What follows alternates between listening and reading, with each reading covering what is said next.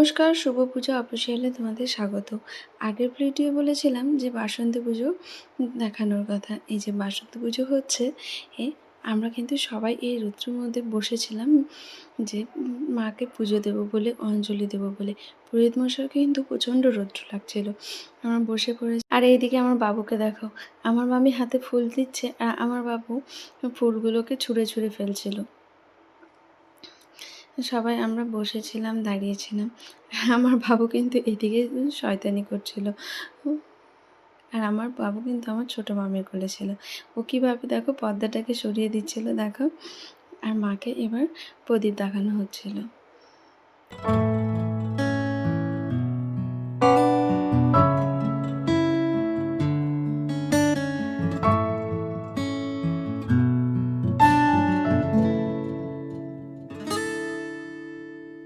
এই প্রচণ্ড রৌদ্র গরমে যখন ঠাকুরমশাই বসে বলছিল প্রচণ্ড গরম লাগছে, রৌদ্র লাগছে, আমার দিদা একটা বড় ছাতা বের করেছে। সবাইকে এইভাবে ছাতার তলে নিয়ে দাঁড়িয়েছিল যে রৌদ্র যেন না লাগে দেখো। পুজো টুজো শেষ হওয়ার পরেই আমরা সবাই মালা গাঁথতে বসে গেছিলাম। আমরা কিন্তু সবাই একটা হলেও মালা গেঁথেছি। আর এই যে নতুন বাড়িতে গৃহপ্রবেশ হলো, সবাই গৃহপ্রবেশে বাইরে ছিলাম আর আমি কিন্তু ভিডিও করার জন্য ভেতরেই ছিলাম। আর এটা হচ্ছে আমার ছোটো মামির মা। আমার সামনে এসে শঙ্খ বাজানোর আওয়াজ শোনাচ্ছিল আমি ভিডিও করছিলাম বলে। ঘরে ঢোকার পরে কিন্তু সব কিছু জিনিস আগে থেকে রেডি করানো ছিল পুজোর জন্য। ঠাকুরমশাই এক এক করে সব জিনিস গুছিয়ে নিচ্ছিল নারায়ণ পুজো করবে বলে।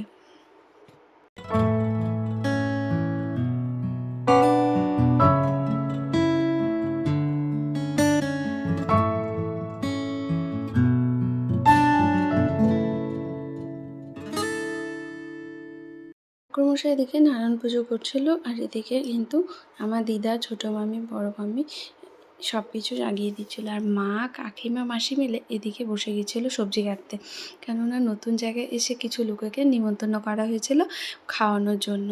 তো এই যে সবজি কাটতে বসে গেছে। আর সবাই কিন্তু আমরা এত এখানে মজার মজার কথা বলছিলাম যে না হেসে থাকতে পারছিলাম না। তো আমার মা আর মাসি তো হাসেই যাচ্ছিল।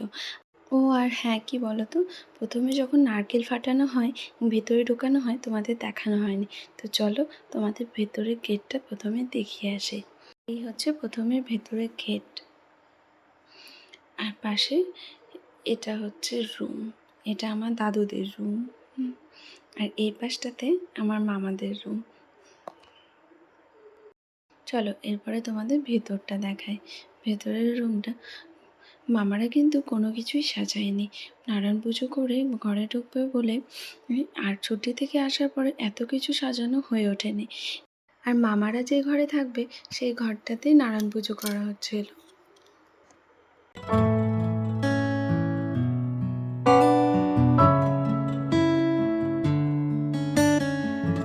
পুজো শেষ হওয়ার পরেই সবাই নারায়ণ পুজোর প্রসাদ খেয়ে বসেছিলাম। আর আমার মামি ঘরটাকে একটু পরিষ্কার রাখার জন্য ঝাড় দিচ্ছিল লোকজন আসবে বলে।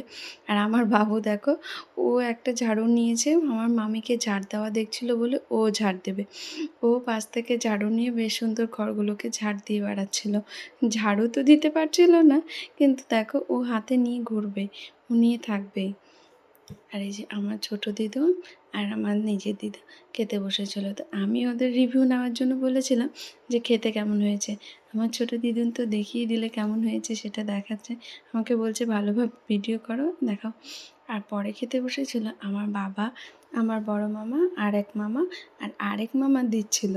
তো আরেক মামা বলছিল জল তো শেষ হয়ে গেছে, জল কি লাগবে।